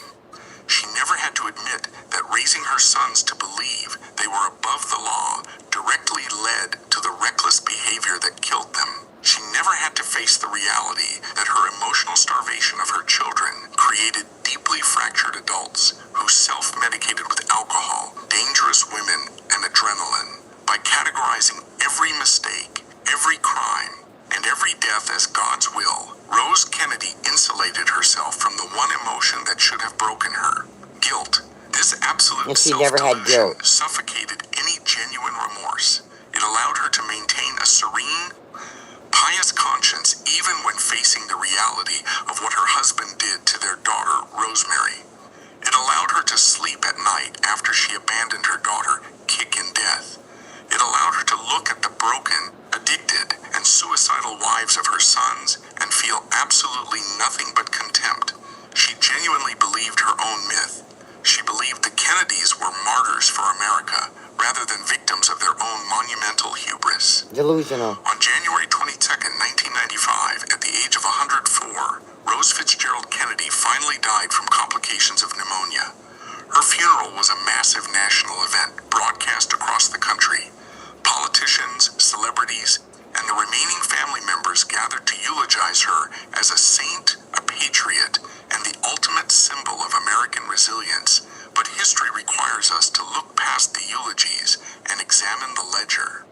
When you strip away the glamour, the wealth, and the manufactured mythology of Camelot, the final verdict on Rose Kennedy is profoundly chilling. The media spent decades painting her as a mother of martyrs who gave her sons to the nation.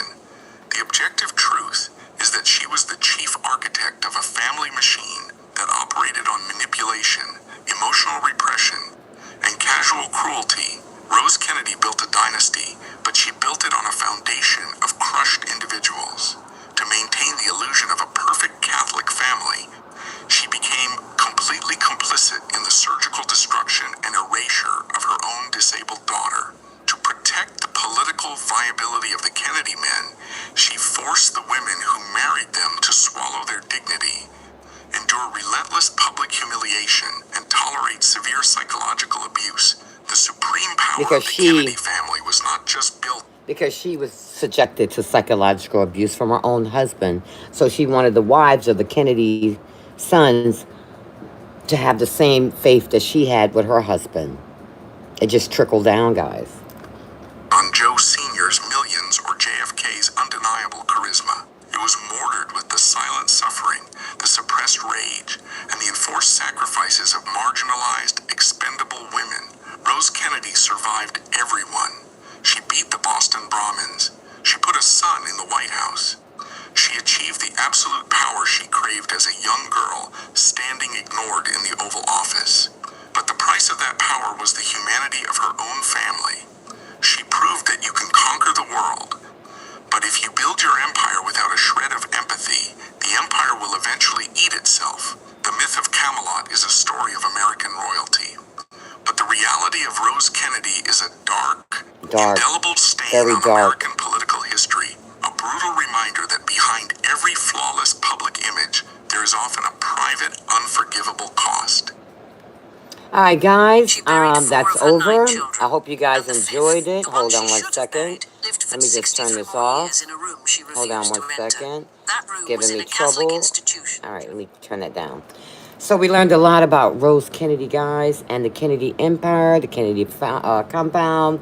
We learned about her father, the daughter that was disabled, Rosemary, and how they destroyed her. They annihilated their third daughter, Rosemary, by drilling into her prefrontal cortex, okay, with a drill, with a small little anesthesia pill and some spray to numb the area where they drilled into her forehead, because he was trying to so-called annihilate his daughter, and that he did.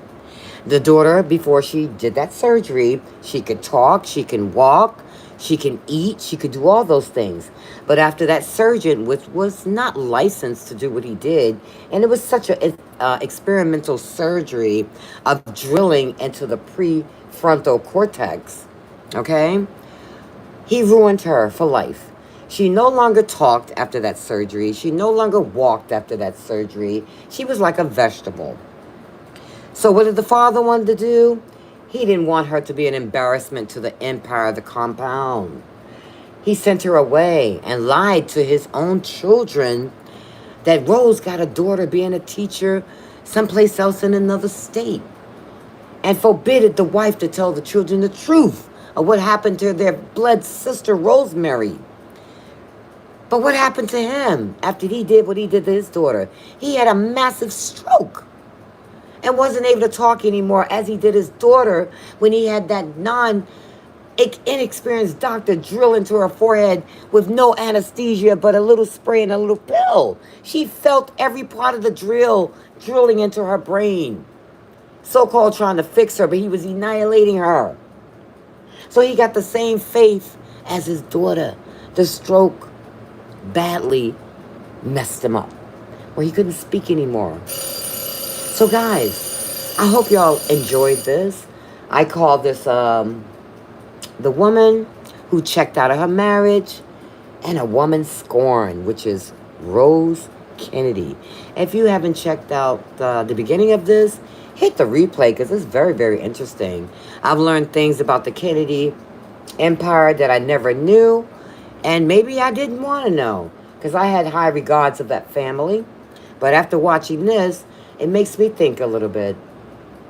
It's not always green on the inside, guys. It's not always diamonds and pearls once you close your front door, because none of us know what really goes on in a family when you close that front door. We only know the facade that they portray when they open that door and they enter to the public world. They put on a front. But that family was something else, guys. Go back and watch that. It was very interesting to me, and I hope you guys got something out of it. Share the live if you want to know more about history. All right, guys, I'm getting ready to close this live. Thumb it up, share, and all those great things. And I'll see you on the next live. Like I always said, don't let nobody get on your nerves. I'll talk to you later, guys. Peace out.